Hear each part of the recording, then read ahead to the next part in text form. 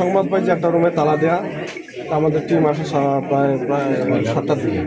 আসার পরে আমরা তালাটা স্থানীয় লোকজনের সহযোগিতা ভাঙার পরে আমরা দরজার বাইরের থেকে 2টা লাশ শনাক্ত করতে পারি প্রথমে। তার সাথে সাথে যেহেতু এটা আমরা অনুমান করতেছি মার্ডার করছি, আমরা সাথে সিআইডি ক্রাইম সিন সংবাদ দিই। সিআইডি ক্রাইম সিন আসার পরে আমরা পুরো ঘরটা তল্লাশি করছি। তল্লাশি করার পরে আমরা আরেকটা বাচ্চা লাশ পাচ্ছি, 3টা লাশ। প্রত্যেকটা লাশে শ্বাসরুদ্ধ করে হত্যা করা হয়েছে। এখন এটা আমরা পোস্টমর্টমে পাঠাবো। আর আমাদের যে যাদের আমরা সন্দেহ করতেছি, আমাদের এই সন্দেহ তালিকায় যারা আছে এদের ধরার জন্য আমাদের বাইরের 2-3টা টিম কাজ করতেছে। আমাদের থানার 2-3টা পুলিশ, আমাদের সিনিয়র সাবরা মাঠে আছে। তাদের শনাক্ত মানে যাদের এটা পারিবারিক, আমরা যেটা প্রধানভাবে ধারণা করতেছি এটা একটা পারিবারিক কলহ।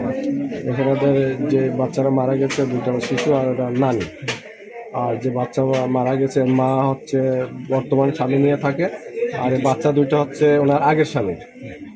এই পারিবারিক কোনো দীর্ঘদিন ধরে ওনাদের ভিতরে কোনো চলতেছে। আমরা এখনও এটা হয়তো ধারণা করছি পারিবারিক কোনো জের ধরে এই ঘটনাটা ঘটেছে। তারপরে আমরা আসামিকে ধরে স্বীকারোক্তি নিয়ে তারপরে আমরা মূল রহস্য আসলে আপনাদের জানাইতে পারবো।